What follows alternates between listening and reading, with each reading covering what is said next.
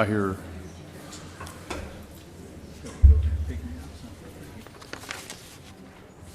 Oh, it says Crawford's in admin, human services.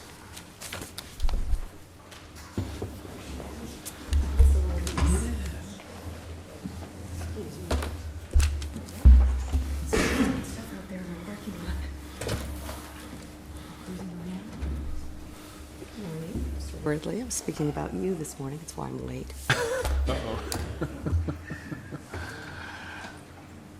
It's only half bad. It wasn't all bad. Morning. Welcome to the June 17th, 2008 meeting of the Tulare County Board of Supervisors. Please rise and join the board and I as we salute the flag and then remain standing for a moment of silence. I pledge allegiance to the flag of the United States of America and to the republic for which it stands, one nation under God, indivisible, with liberty and justice for all.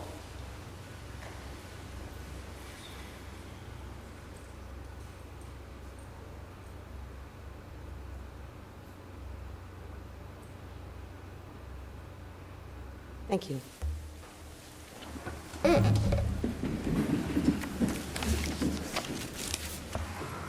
Well, our first order of business this morning, well, you probably all know what that is because you're all here. And we're very glad that you are. We are going to start with our first round of Employee Service Awards. Some of the duties that the board performs are exciting and glamorous and fun, and others are very mundane, but this is one of the days we like the best because we get to recognize and honor those of you that actually make the county run. And we're very happy to have that opportunity. We will start with District 1, Mr. Huntley, and if there's something you'd like to say, we can start now, but Alan always gets to go first because he's District 1. Yes, I understand that. Congratulations, Alan. Good morning, everyone. We're going to go forward with the program today. We're going to do it a little bit different. In order to get out of here before 2009, we're going to call groups of employees, the 15 years, two or three at a time. So when you hear your name called, come on up, but we'll probably have 3 or 4 employees coming all at one time. So we're going to start with the 15-year employees in District 1, and that is Linda Peck and Caroline Schultz.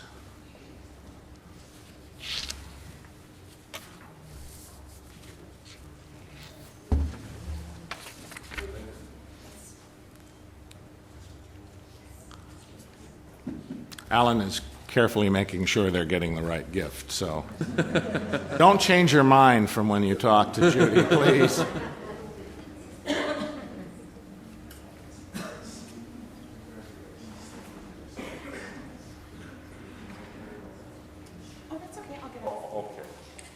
They don't want your picture out.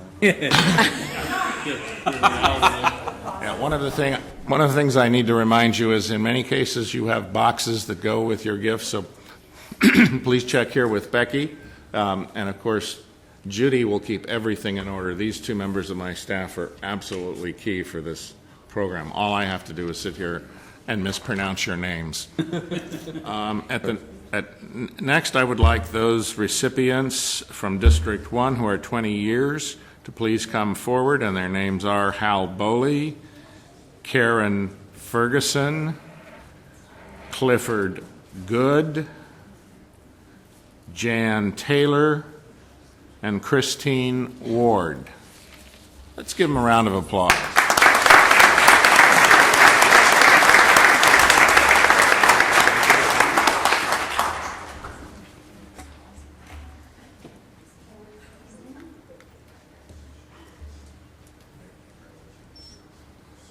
These are Next. Very good.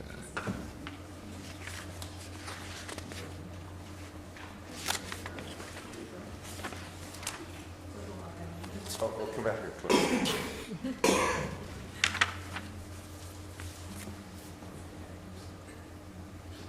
Phil, have you added up all the hours and all that already? That used to be my gig before you got here. Then you took it from me. But I let it go. Shannon Taylor, is that right? Yes.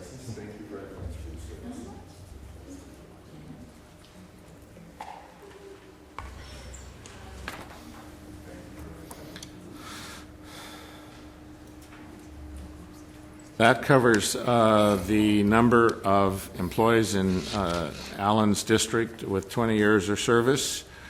Now we're going to move on to the next group. In this case, this is we're going to take these individually. First one is Andrew Barba from the Assessor's Office. Andrew was hired in October of 1997 as an appraiser and has been promoted through the years 4 separate times until he became the chief appraiser in 2004. He has a Bachelor of Science in Business Administration from Cal State Fresno and has been an instrumental member of the management team in the Assessor Clerk Recorder's Department and an outstanding professional, so says his boss. Congratulations.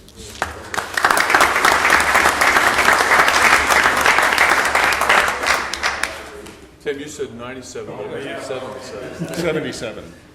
Yeah, he spent a lot of years real fast. 77. Thank you. Thank you. This seemed like. I know, yeah.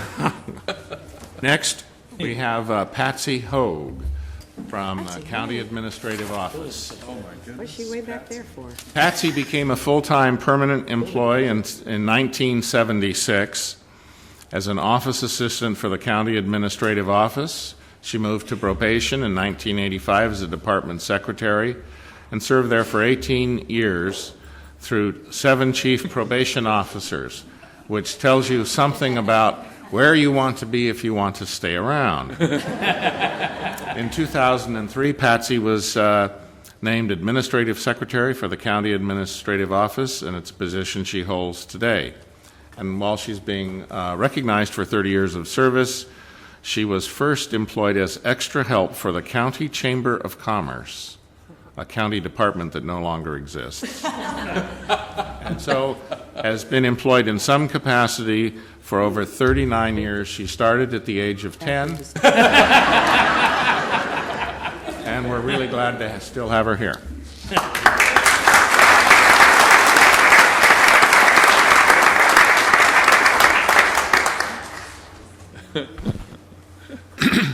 Next, let me find it. Okay, next we have Eric Knudsen from the Health and Human Services Agency. 35 years of service. 35, it's incredible. How many of you in this room are actually younger than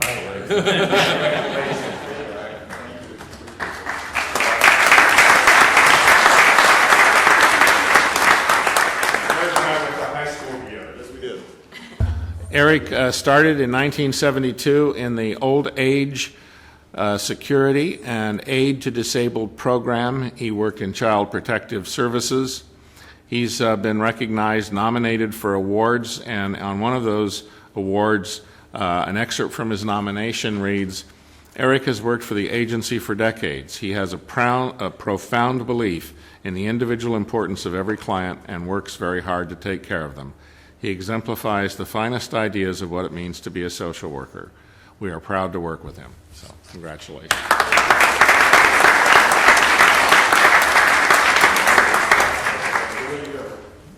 Next up on the list, also with 35 years of service from the Assessor's Office, is Craig Miller. Craig was hired in 1972 as a draftsman. I don't think we call them draftsmen anymore. And every 5 years after he got to the top step, he got promoted for 7 promotions until he reached the top as an appraiser 4 in October of 1994. He received an Employee Recognition Program Certificate of Appreciation in December of 2004. Craig is described as a true professional dedicated to doing the best job possible and has appraised nearly every type of real estate and is an essential part of the valuation bid management team and the Assessor Clerk Recorder's Office.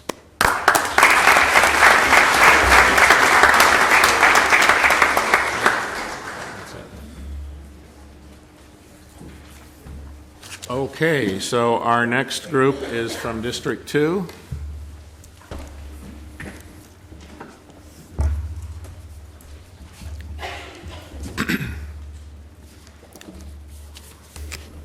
going to ask that the two employees from District 2, the following two employees, Anna Cruz from Health and Human Services with 15 years, please come forward, and Shirley Urias, also from Health and Human Services with 20 years of service.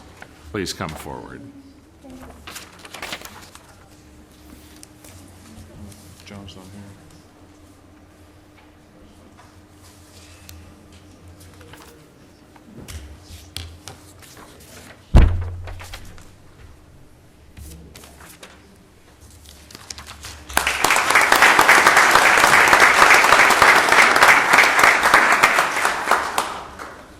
The next employees that will be recognized from District 2, first we have Valerie Barnhart.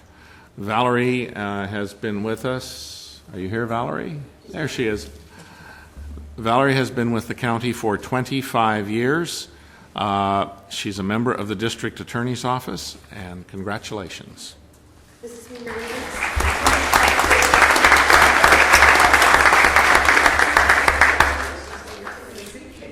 That means you're leaving?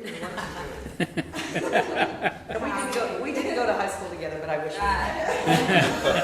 Well, that'd be a lie. Okay, what do I don't want to say nothing on that. Let's see. Next up, from the Sheriff's Department, Dal Cleek. Dal also has a quarter of a century of service with Tulare County.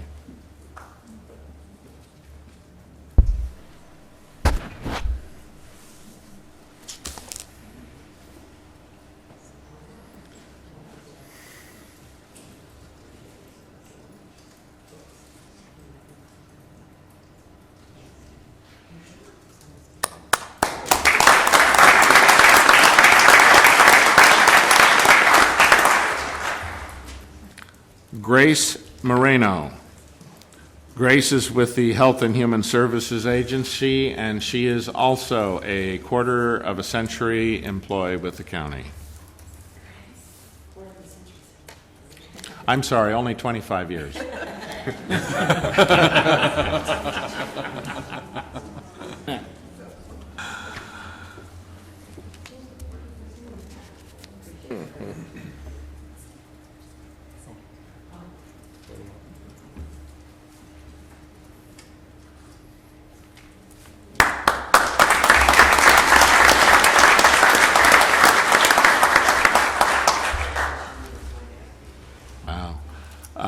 Priscilla Pace, Health and Human Services Agency, 25 years of service. She started at the age of 4, apparently.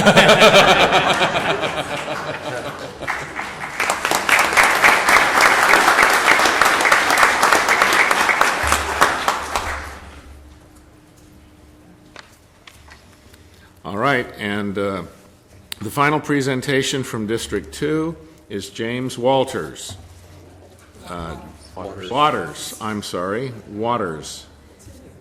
Health and Human Services Agency. He's been described as an individual having an outstanding reputation with county employees, outside contractors, and the management team. His values include maintaining the county's interests and well-being. He continues to use due diligence when approaching hazardous situations brought to his attention and maintains integrity while arbitrating cleanup of contaminated and/or hazardous situations with the county, which leads me to believe you're in environmental health. Partly. Congratulations on your 35.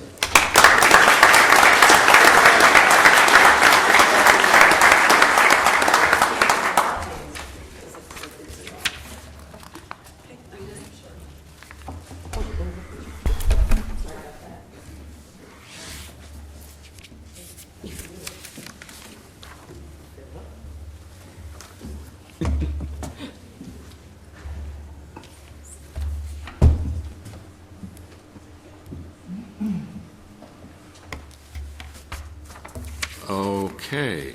At this time, District 3 Supervisor Philip Cox be making the presentations, and I would request that the following individuals who are celebrating 15 years of service please come forward. Kristen Bennett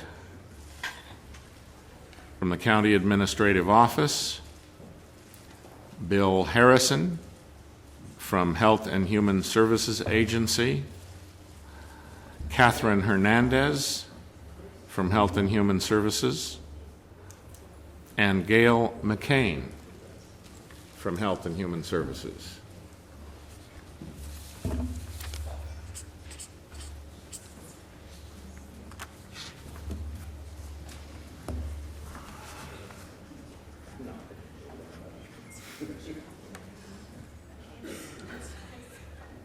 Patsy.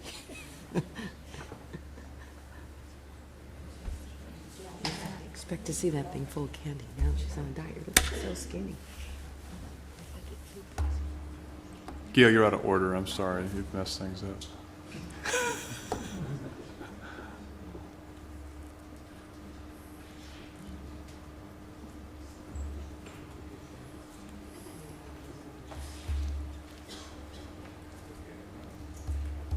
Didn't show up? Okay, that's one person. Well, let's have a round of applause Yes. for those folks.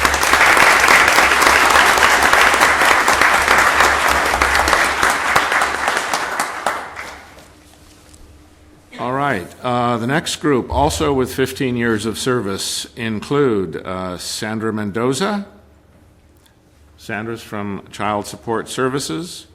Bulmaro Ortez from Health and Human Services, and Cynthia Pena from Health and Human Services. While we're negotiating the gifts, a round of applause for this group.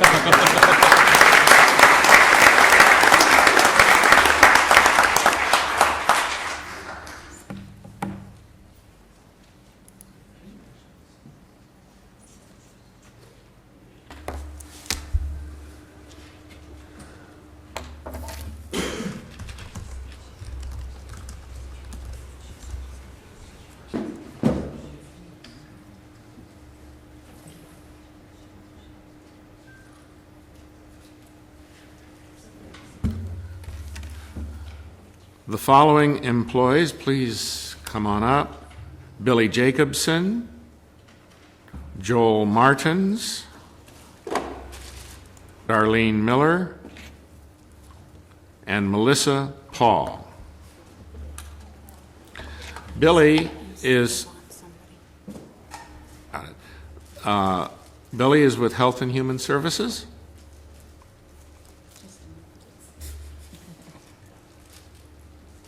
I called one name out of order. The entire dominoes are now not falling in the correct order. Art Hempar. Supervisor, let's go down there and help him.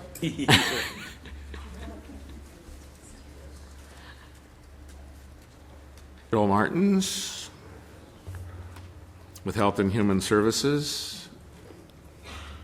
And I hope this is Darlene next coming up. Awesome.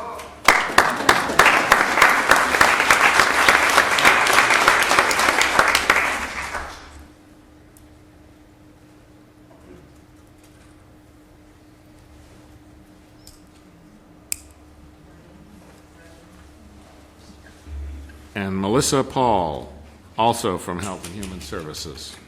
Powell.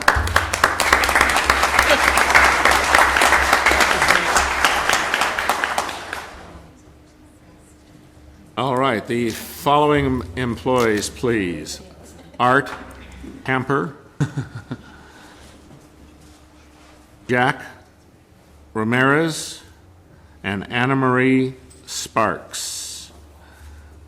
These three individuals also are celebrating 20 years with the county, and Art is with the District Attorney's Office.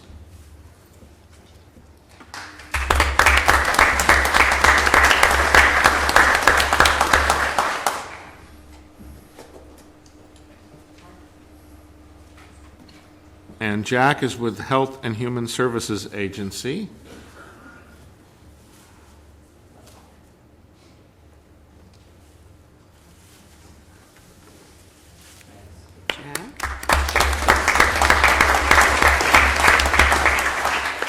And finally, from this group, Anne Marie Sparks of Health and Human Services.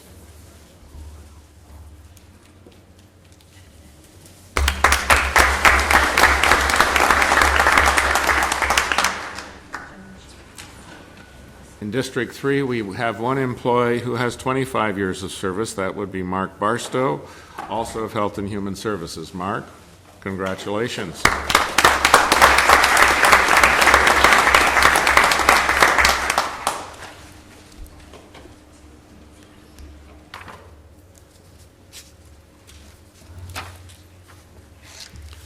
All right, now we're getting to the recipients of 30-year pins. And first on the list is David Crawford with Health and Human Services. David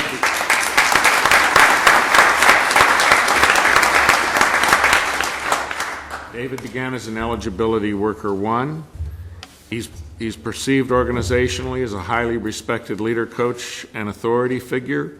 He received national exposure and awards for the Transitional Youth Program, and his division continues to achieve higher than average welfare to work participation rates.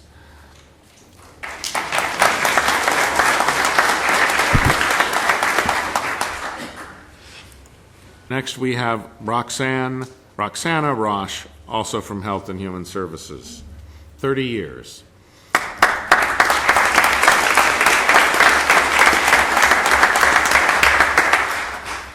She started in the clerical field, and she's worked in many capacities, including quality control officer, hearing officers, supervisor. She is currently reviewing cases to establish the work participation rate for Tulare County. She's always been willing to be part of innovative projects, assisting with the design, piloting, and testing. Roxana Ross has been a mentor for new employees being assigned to BEST.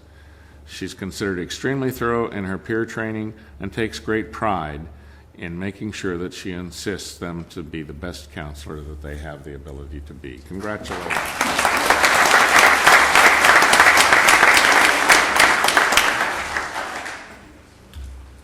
Next is Cheryl Finney.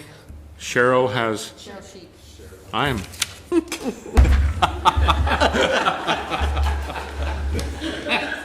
Would you run the tape back, please? And just okay, I apologize, Cheryl. And George, wherever you are, I apologize too. Cheryl Cheek with Health and Human Services, 35 years of service.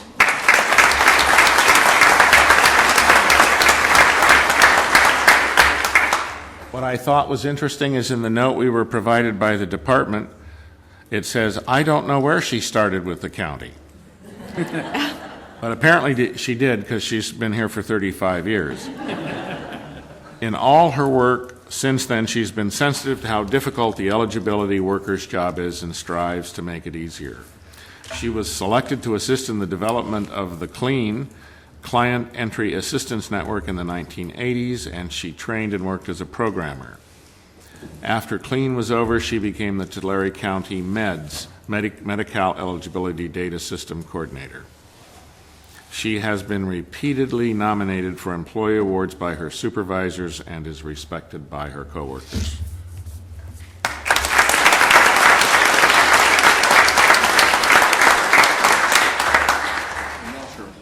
George Finney. George is older than dirt.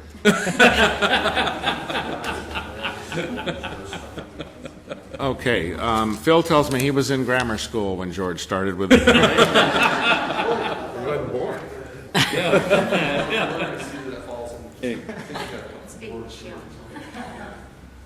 Sports, golf, physical fitness, bridge, history, and a Raider fan. Married for 37 years with 2 children. 40 years in the Tulare County Planning Department and Resource Management Agency. Congratulations, George.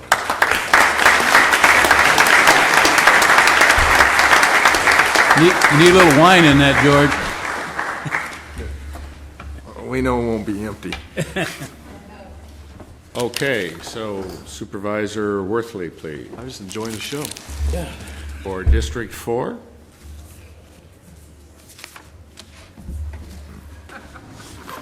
I would request at this time if Victoria Montoya Mesecho, may you tell me how to pronounce your name, please?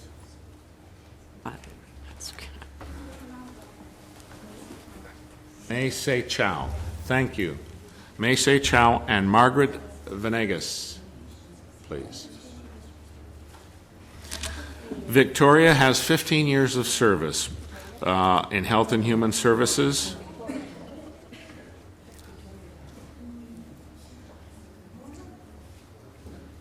Okay.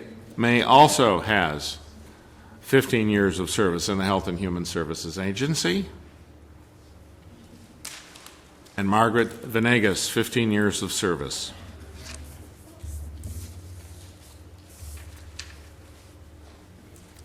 Round of applause for those folks.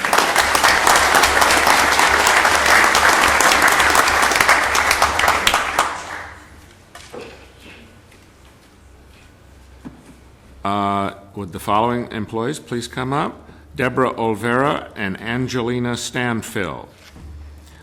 Deborah is a member of the Child Support Services Department with 20 years of service with the county. And Angelina works for the Health and Human Services Agency and also has 20 years of service.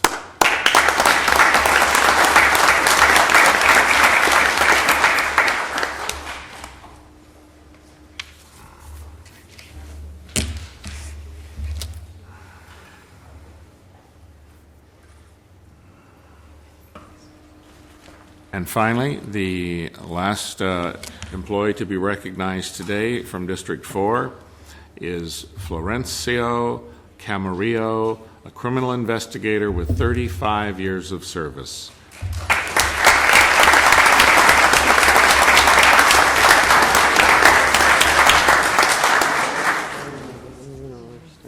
He is the most senior criminal investigator with the District Attorney's Bureau of Investigations. He's been an investigator since 1972.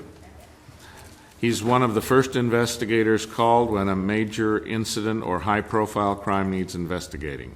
He's consistently called upon as a resource by his coworkers, and he works efficiently and without any supervision.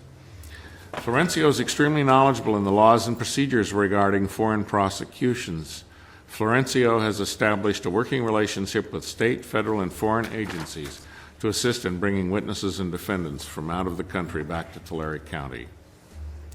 Florencio takes pride in all the cases assigned to him. Many family members of victims have expressed their appreciation for the work that Florencio has done and his professional manager. Congratulations.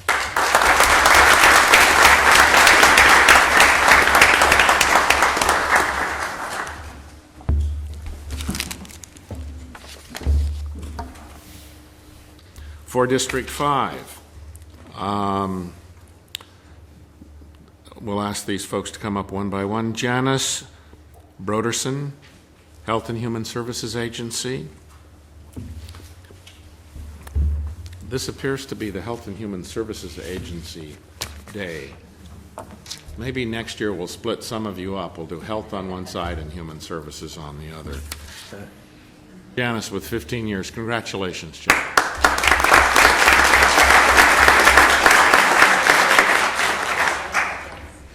Judy McCullough is next. Judy brings an additional 5 years. She's a 20-year employee, and she is also a member of the Health and Human Services Agency.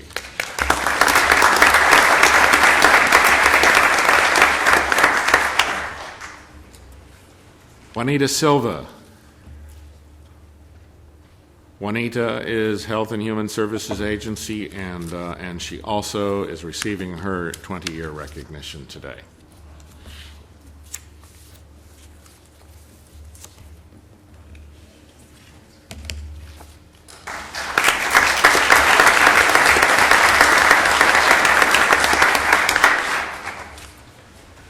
And last but not least, Josephine Carrillo, rounding out the silver anniversary, is our last 25-year employee.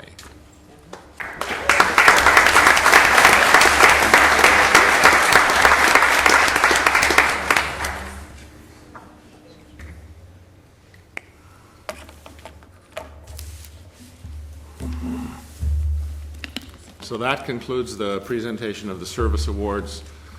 Chairman Conway, did any of the board members want to? I'm sure the board members all have a comment to make, and I'm going to start with Supervisor Cox, who took my gig. I used to add up the years in the service till he got here, but he reminds us that he's a numbers guy, so I'm sure he will regale us with his numbers that he's worked out. Supervisor Cox. Well, my brain is 1 year older. District 3 did do over 2 times as many years as the other, the next highest district. Okay, we don't need that number. number. I count You 11. have more residents. I count 1,175 plus or minus 5 years. So that just speaks for itself. You know, we don't get to be at the front counters. We don't get to work with the customers or the citizens on a day-to-day basis like you do, and we so much appreciate it. I appreciate that. The number of phone calls I get is so small, and it's because you folks do such a wonderful job. So thank you for the job you do, and keep doing it, and keep those phone calls down. Thank you. Thank you, we think, Supervisor Cox. Supervisor Woodley. Thank you, Madam Chairman. My math's correct. This is the 10th year that I've been doing this thanking employees, so that some of you were here when I was a rookie freshman getting your awards 10 years ago. And I just want to say, we don't function without you. In a world where the average work span, I believe, is about 5 years at a given job, all of you are to be committed because you're 3 times and sometimes as much as, a lot more than that. So, but more than just honoring you for the years of service, we honor you because I look at you as the mentors, the leaders, those who set the pace in Tulare County government.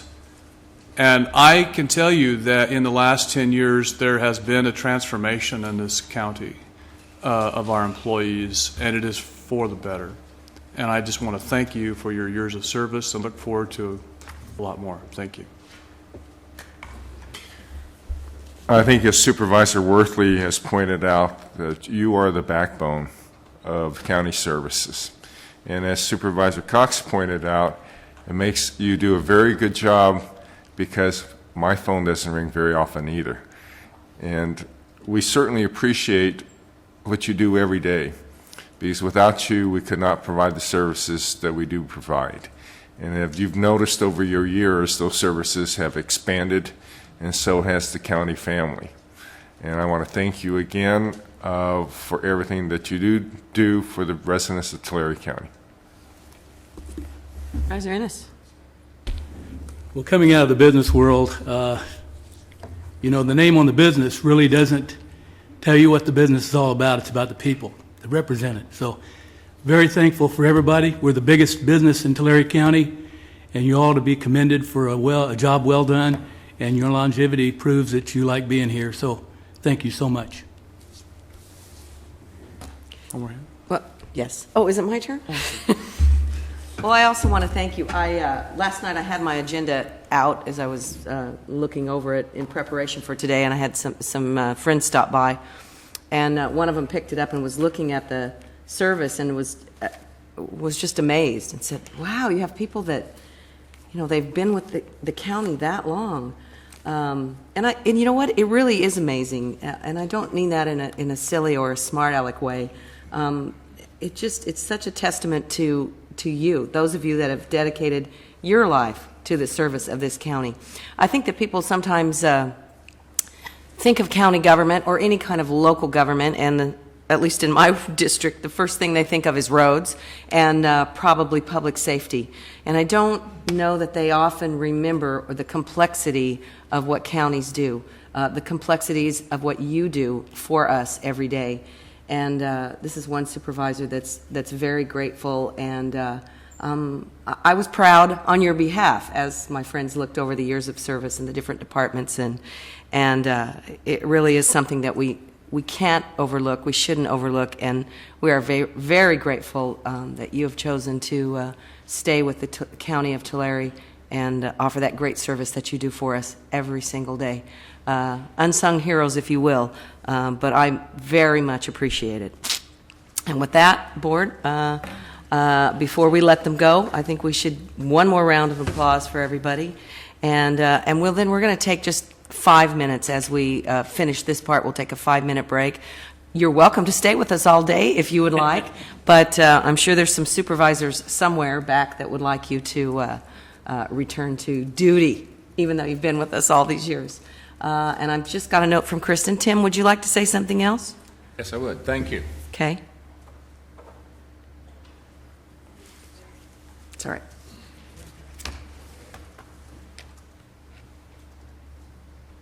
First of all, I would like to come out here and apologize to everybody whose name I butchered this morning, which I really do try and make an effort, but apparently I can't read, so that's certainly been part of it, but thank you very much.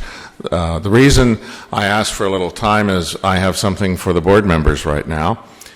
Judy from my staff is going to be passing out to them a goodie bag. These are the goodie bags that are going to be available to the employees this Thursday on the county's Share the Health Fair, which is taking place at the Convention Center, Visalia Convention Center, between 10 and 3. And I just wanted to take a moment to let you know that we will have 34 booths with information, including a number of our discount. As you know, we have an employee discount program. So some of our physical fitness and gyms will be there for opportunities for people to sign up at the reduced rates that are available. We have a number of other booths all addressing issues associated with health, fitness, and safety. We are planning on doing blood pressure screenings, glucose readings, and body mass index for employees who can get there. We have speakers. We have a Wellness 101 presentation at 10:30 in the morning, and again at 1 o'clock in the afternoon. We have Managing Stress at Work at 11:30 in the morning and 2 in the afternoon. We have a presentation on diabetes detection between 12 and 12:30 and 2:30 and 3. And we also have a presentation on adult vaccines at 12:30 and 3. We'll have demonstrations of jazzercise and Zumba. I don't know what Zumba is, but apparently it's some kind of a physical thing that appears to be a form of dance. You're going to demonstrate for us? Cooking. There'll be a cooking demonstration between 12 and 1. Now you're talking. We also are going to have an opportunity for employees who are interested in participating in a smoking cessation program. They can sign up. It's no cost. It's after work hours. And we also have up to 80 slots for employees who would like to participate in a 12-week weight loss program, also at no cost. So check with the folks in your office about getting your time to get to the fair. It's on county time. You don't have to take time off for it. Obviously, some people who are working in 24 operations can't make it this year, but we encourage you all to come. Thank you so much. Thank you, Tim. And once again, we want to thank the employees, and then we'll take a quick break. So thank you guys very, very much.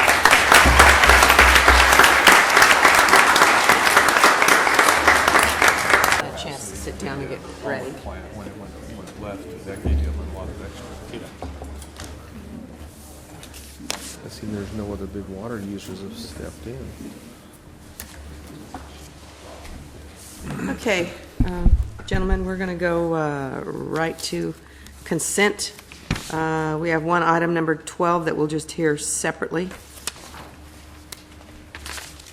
So any additions, corrections, questions? Nothing further, Madam Chairman. I would move approval of the consent calendar, items 3 through 23, absent item 12. Second. Okay, motion and a second. Cast your votes, please. Madam Chair, I ask item 12 be pulled as I'm on the first 5 commission. I will remove myself from the voting. That's it this Okay. time. Oh, you're not going to take a trip down the hall? Okay. Then we'll, item 12. Move to approve. Second. Cast your votes, please. Oh, get it? So you really want me That's to all right. leave, right? Almost everybody. There we go. Okay. All right. Four yeses and one abstention. Welcome back, Mr. Cox. I recused myself. Yeah. Did not abstain, I recused myself. Okay. On to item number 2, which is a public hearing. Request from Resource Management Agency.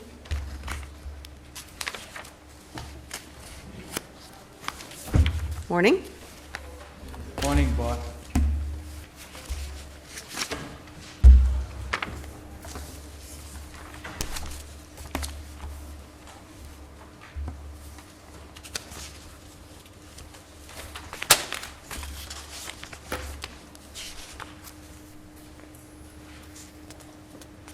I'm Kuna Mutusami.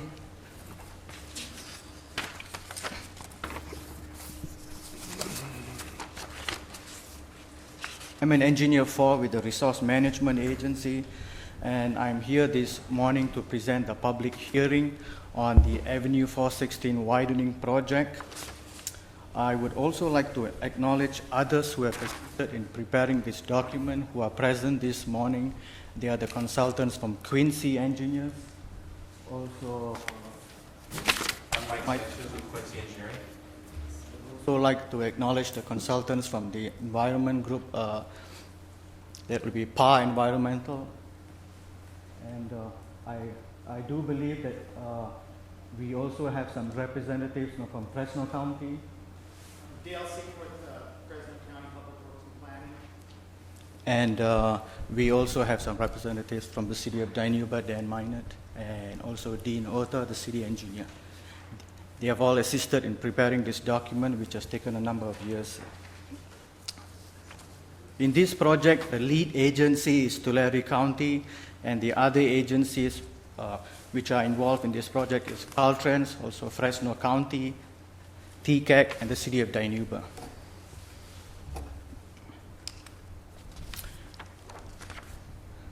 This is a copy of the public notice which has been published in the regional newspapers, Fresno Bee and Visalia Times Delta.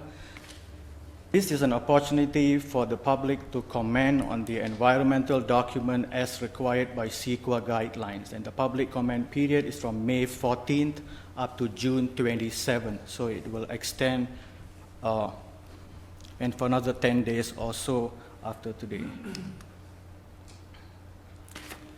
This is a joint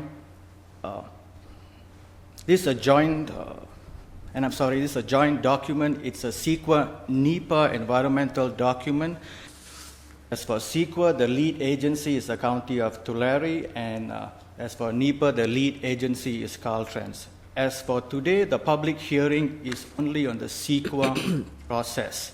It is to receive comments from public and also from reviewing agencies. In future, I would return with the final document which would have all the comments and the responses to the comments to be adopted by the board. This is the map of the project locations, about 11.5 miles, and it runs from Bethel Avenue in Fresno County, which is about a mile east of State Route 99, all the way to Road 92, which is east of the city of Dinuba. These are some photos of the jurisdiction for Fresno County. It runs from Bethel Avenue up to Road 32.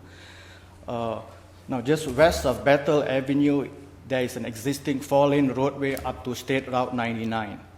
So once again, the goal is to expand Avenue 416 from a 2-lane roadway to a 4-lane roadway from Bethel Avenue to Road 92, which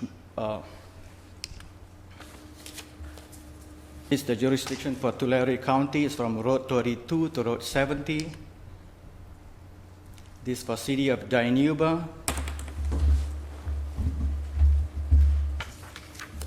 And the jurisdiction for the City of Dinuba is from Road 60 to 64, and then there's a jog, and it runs from Road 70 to Road 92 east of the city. In the middle is a picture of the existing intersection at Road 80 and Avenue 416. Now, the project goals is the construction of a 4-lane highway from State Route 99 to Road 92 just to accomplish the following.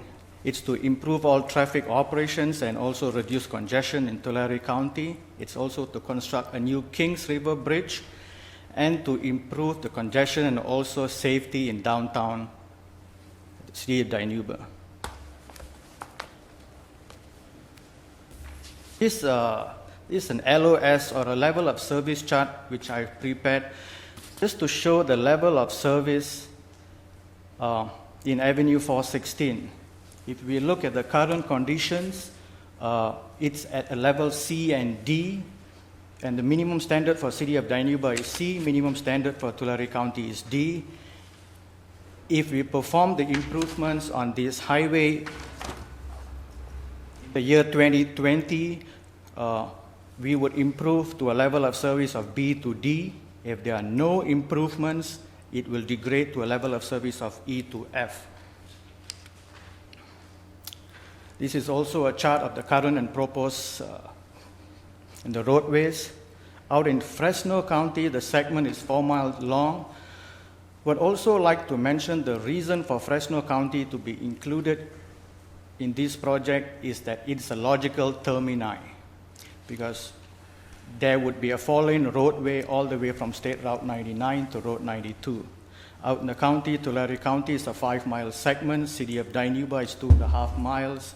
And once again, it's to improve from 2 lanes to 4 lanes, with a median and also some other details. May I ask you a question? Yes. I know, is there a proposal in Fresno County to improve from Golden State to the 99 highway? Because actually there is a strip there which is a 2-lane, I believe it's 2-lane, maybe it is 4-lane, but it needs improvement. I should maybe just say that. Is there a proposal to improve that segment on the 99 access? I would like to defer that and to representatives from Fresno County, if you don't mind. As I indicated, I'm Dale Seymour with Fresno County Public Works and Planning. Come on up, sir. Thank you. Microphone, either one. And thank you for being here, sir. My pleasure, and I apologize, I can't answer your question at this time. I'm not aware of any such project in our road improvement program, but there very well could be one. If you'd like, I can get back to Kuna and have him distribute that information to your offices. Again, I apologize for not having that at hand. Right, appreciate it. Thank you. Thank you.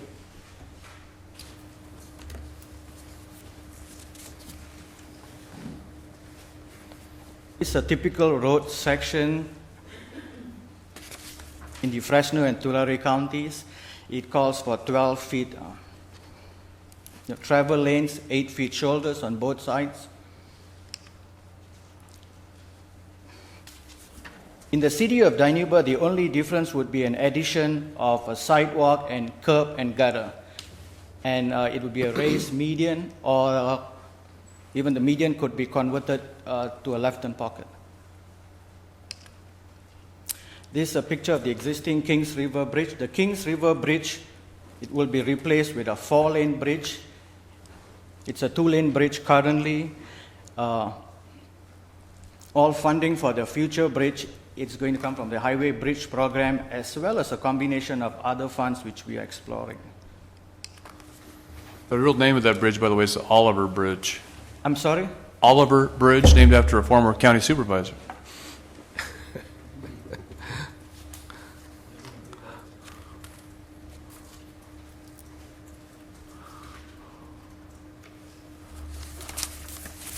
Two possible alignments were chosen with the following set of criteria. And the most important among all these would be the residential displacement, as well as the cultural resources affected. In the document, now we are carrying forward with, 2 alternatives, Alternative 1 and Alternative 2. Alternative 1 has been chosen as a preferred alignment as it has the minimal overall environmental impacts.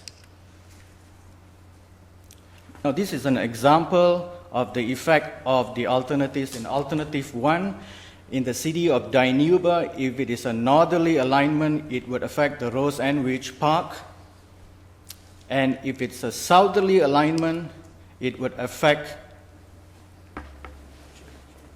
the former Maya Theater.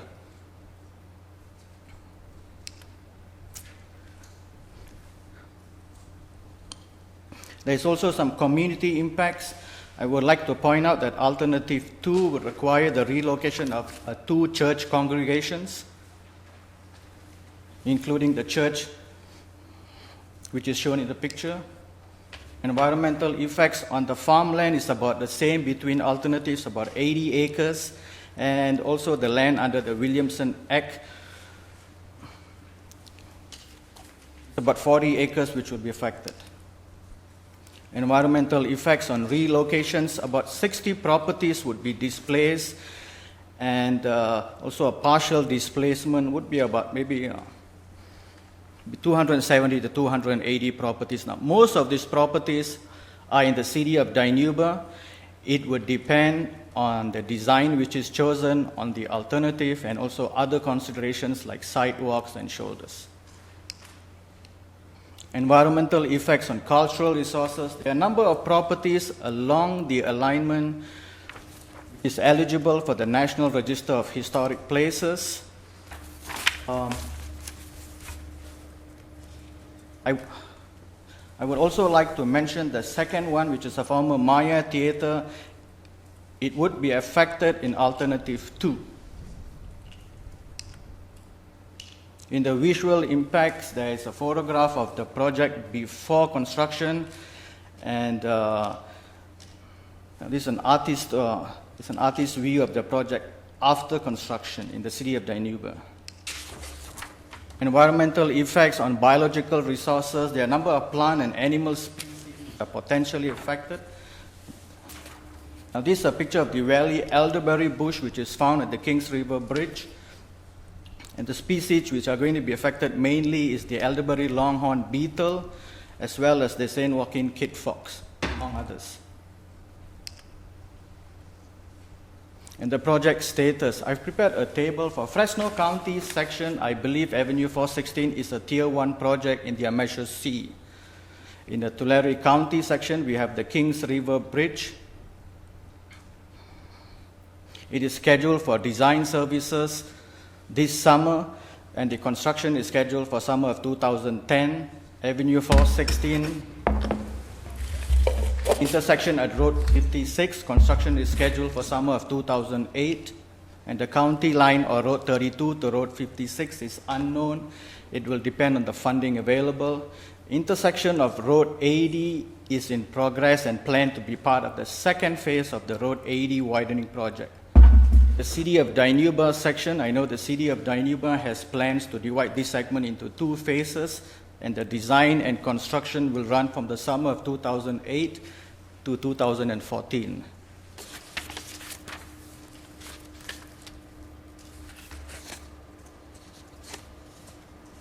The comment period for this environmental document begins on May 14 and it ends on June 27. I also have copies and also CDs of the document with me today. I'll be glad to provide them to anyone. I've also listed my name and also my address and contact details if there are any comments.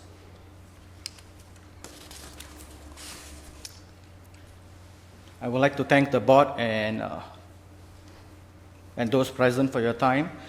I will return to the board at a later date to seek a final approval of the environmental document, and I would like to request the chairman of the board to open the hearing for public comments.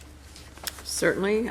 Before I do that, gentlemen, questions or comments? One question, I'm sure it's probably a little premature, but in the replacement of the bridge, is it considered that they will actually terminate traffic on that for a period of time while it's under construction? Will we be able to use the existing bridge while they're building a new bridge? Do you have any thoughts on that?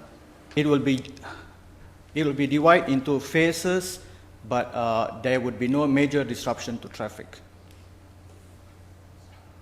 Okay.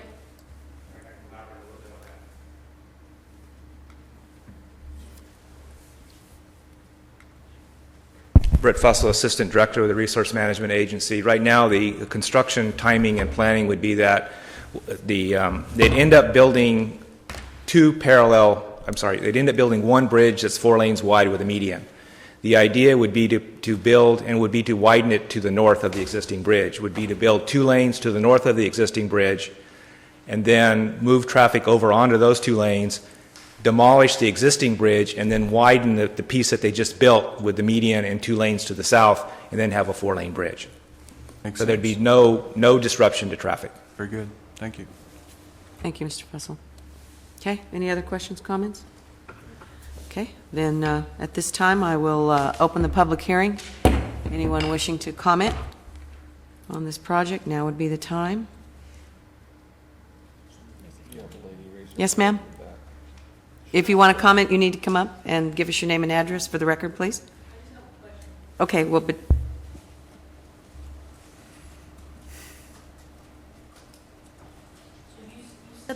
I'm sorry, ma'am, we just need your name and address for the Leticia record. Escoto, 15040 East Mountain View. Thank you. You said the plan chosen was going to be taking it to the north? Now there's, 2 alternatives. Yes. I didn't get which was north and which was south. now, when alternative 1 in the city of Dinuba, it will go to the north, and then it will go to the south in alternative 2. Just in Dinuba. Just in Dinuba now. In the county areas, now, it will sort of meander between properties and also between buildings.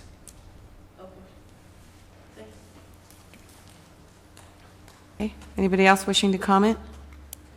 If not, I will close the public hearing and bring it back to the board. I think there's any action on our part.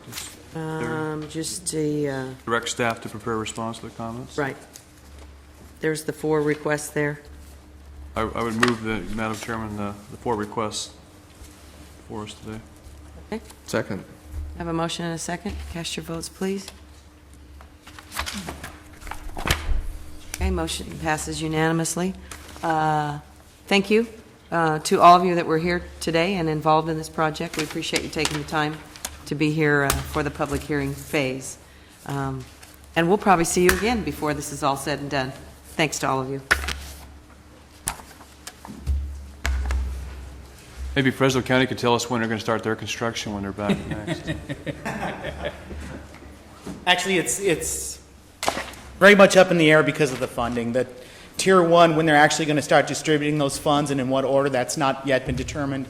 I understand there's some issues between whether they're going to do smaller projects first, fund those, or fund the big Caltrans type projects. We'd like to start on it as soon as the environmental's done. However, we need the funding to actually. In your Measure C that passed, this was part of the approved projects. Yes, sir. It's a Tier 1 project. It just, Measure C, the FCTA is trying to decide how they're going to start doling out this money. I understand there's not quite as much money as they were anticipating in the funds, so. Thanks. Thank you, sir. Thank you. Perhaps we should send them a letter, Supervisor, and tell them what we think they should do with their measures. Okay, we're going to move to our untimed items, and item number 24, request from RMA.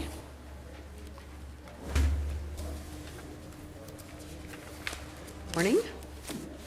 Morning, Madam Chair, advisors. Teresa Simanis, Chief Planner, Countywide Planning Resource Management Agency.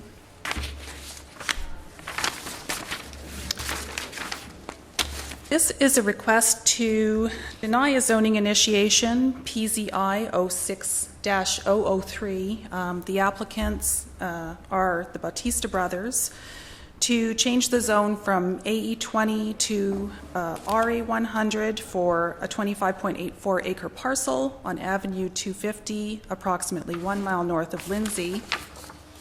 As you can see from the general plan map, the site is designated for agriculture under the Rural Valley Lands Plan and zoned AE20. The aerial photograph shows 2 single-family homes were constructed on the northern half of the subject parcel. That happened in 2005, and there is an orchard on the southern half of the parcel.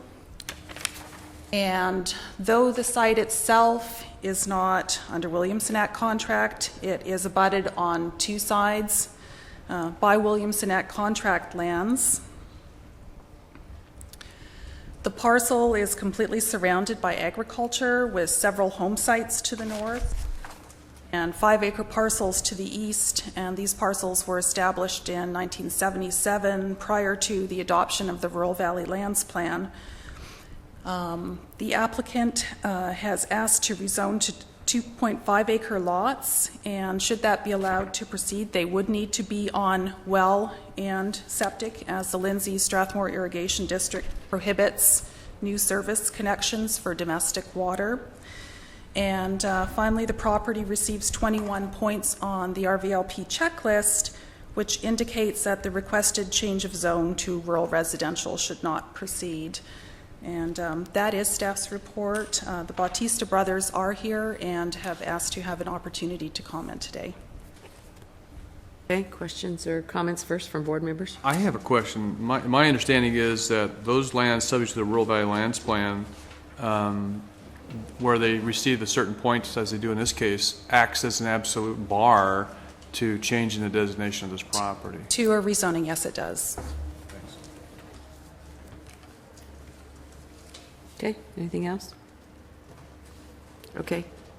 Mr. Baptistas, did you want to speak to us? Or both of you? That's fine.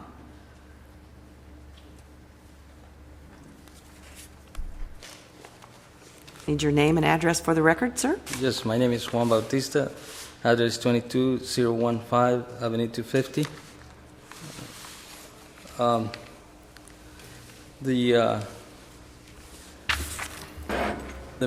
Our main thing is that we both own the property, and we would like to.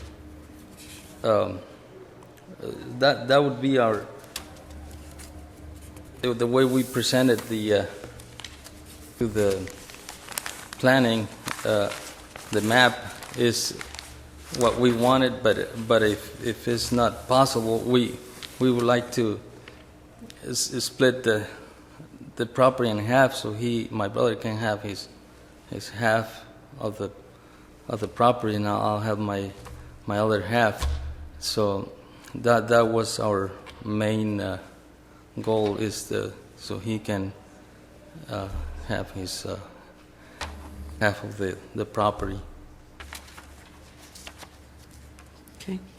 Madam Chairman, I think, as I understand it, and our staff might be able to respond to that, that's not the issue that's before us today. I mean, today was, you're here requesting a change of zone that would, and now what you're asking for is something which is different than this. Well, we talk about that with the supervisor of the planning, and we mentioned that's the last time we talked to my understanding is that you're not precluded from making such a request, and then it goes through a process of determination before it would ever come back to us.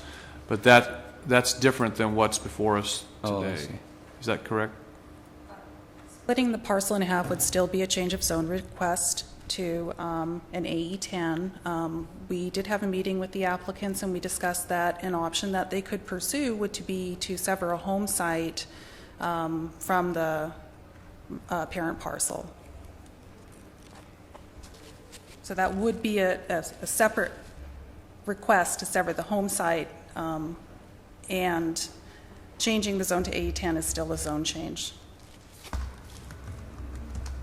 Okay, but that's not what's... And that is not what is in front of you today. You could you could still act on that, but it still has the same circumstances. Okay. And the recommendation would be to deny it.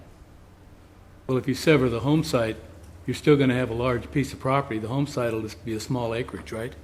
The home site parcel size is 1.49 acres without a zone variance.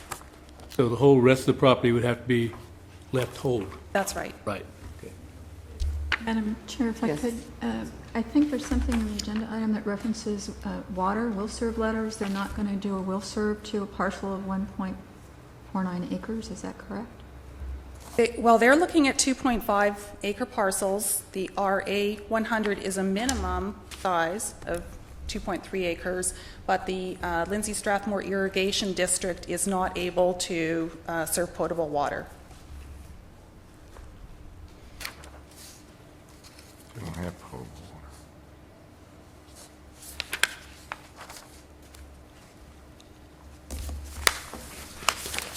Okay. Anything more to say? No. Is that all for us, gentlemen? Yeah, well, these, yeah, that's it. Okay, thank you. Okay. Back to the board. Well, I move to we deny the request to rezone this property to 2.5 acre lots. Second. Madam Chair, Yes. before we vote, just Discussion. to tell Mr. Batista Yes, Supervisor. that this is not in any way a reflection upon your project or anything else. This other people have run up against this same problem, and under the Rural Valley Lands Plan, when you get to a certain point level, it's out of our hands. We really have no ability to allow what you want to have happen. So it's not like we're picking on you over somebody else. We have had schools come before us requesting this, private schools. We've had all kinds of people requesting this. The Rural Valley Lands Plan is very clear. When you get to the certain point value, there is no discretion on this board to grant what you're requesting. And so that's where we are today. So. Thank you for that, Supervisor. I'm sorry, but if that's not acceptable, can we at least we could keep the 25.84 acres, but can we at least separate the houses from and leave 20 acres for agriculture? You're going to need to check with your planning department, but my understanding is you can create a single parcel, a residential parcel, separate from the rest of the property, which is normally 1.49 acres, something of that nature. You can request a variance, and sometimes that's given to create a larger parcel, but I don't believe that's the matter really before us here today. So that's something you need to go back and talk with our planning staff about.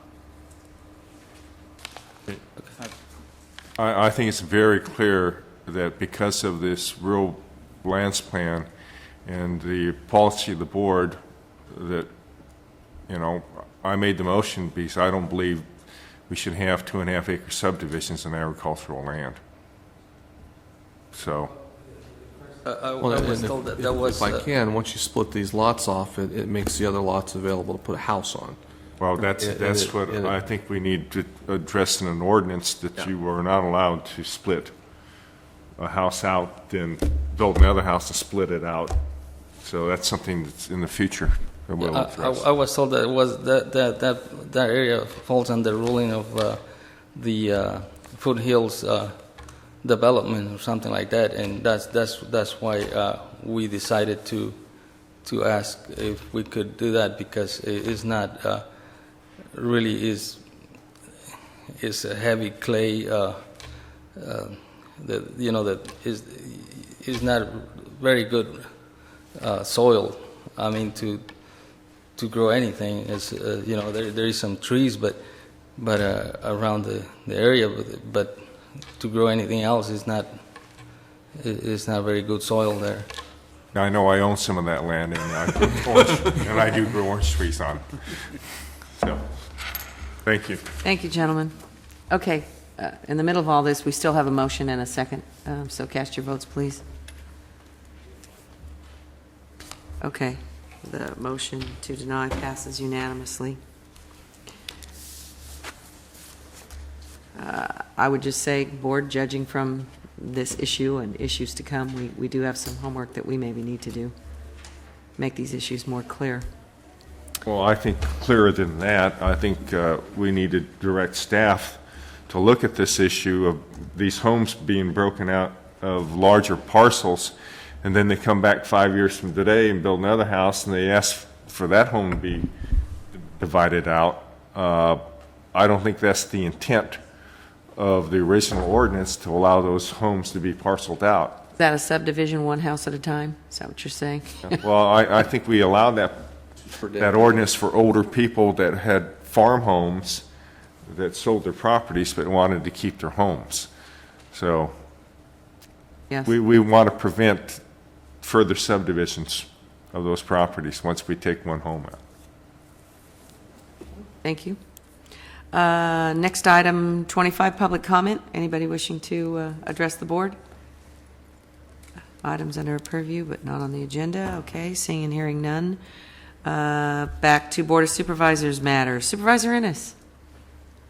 Well, I had an opportunity to go up to Big Creek last week and take a tour.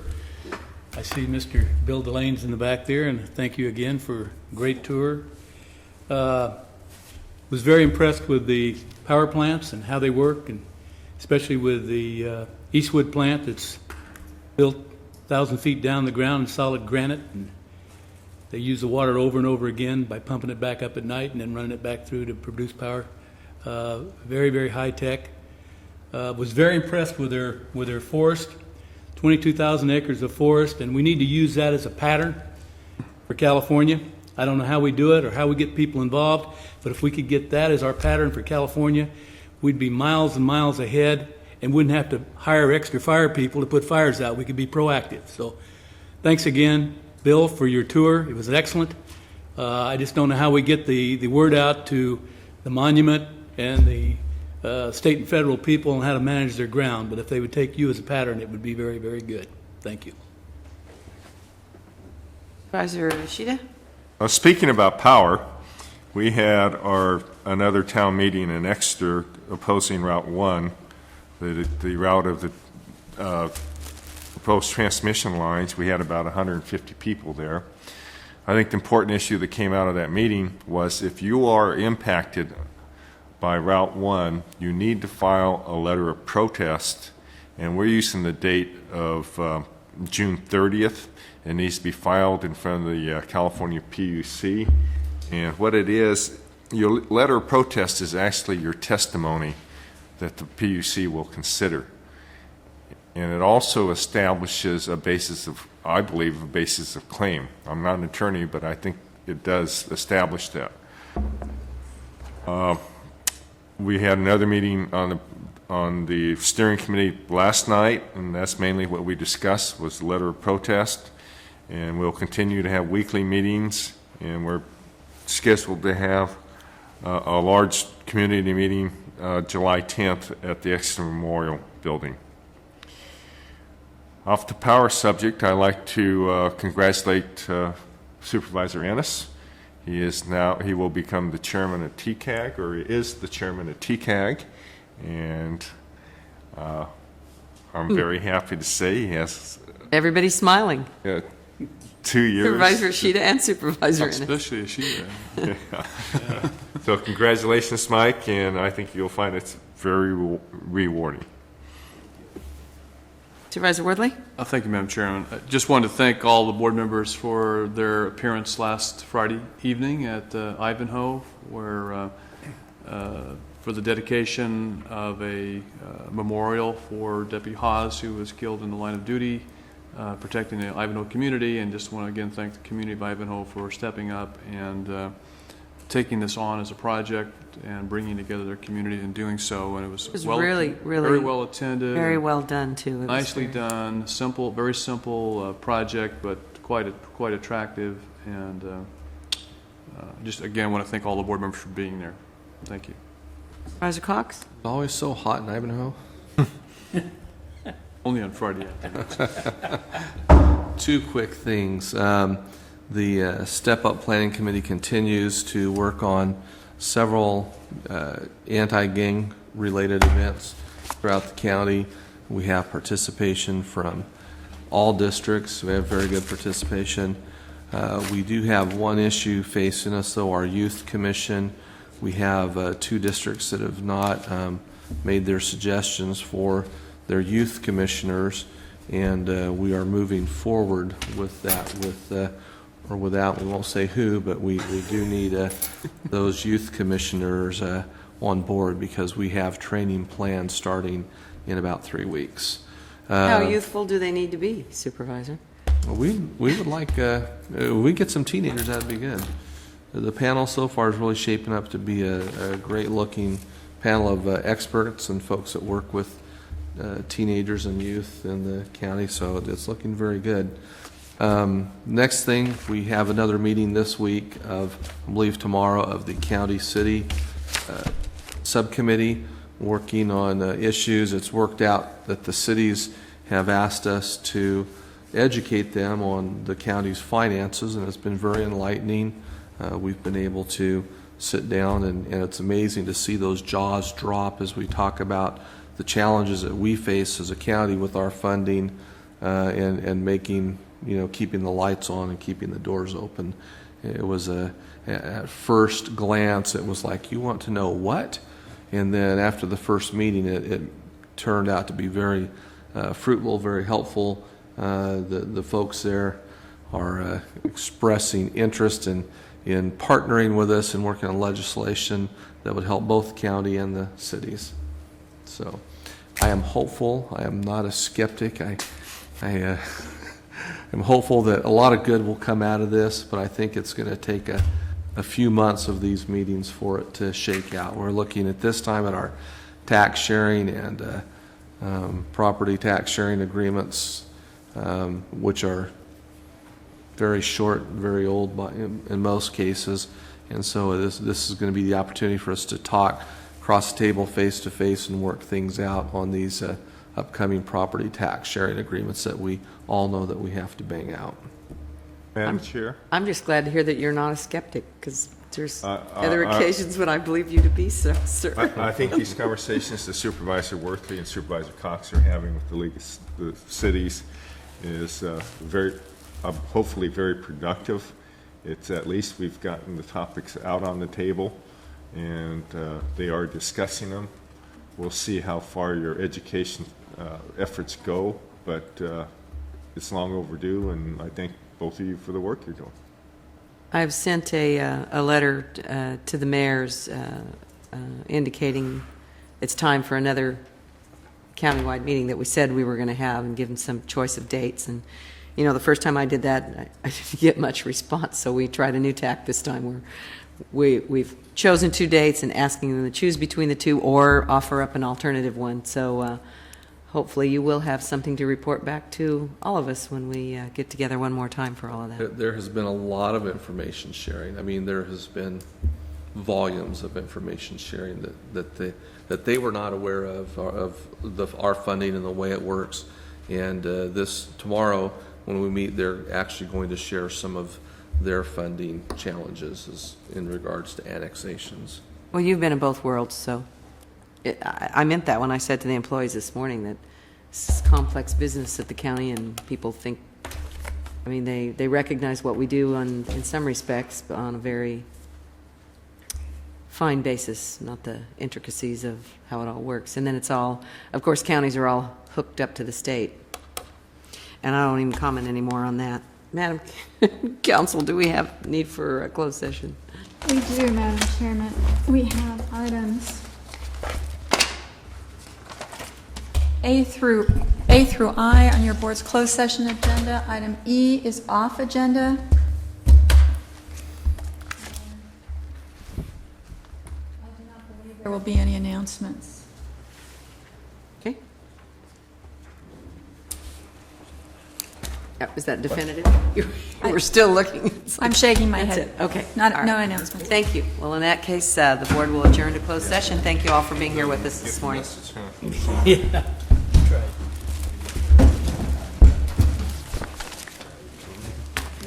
It's a very nice.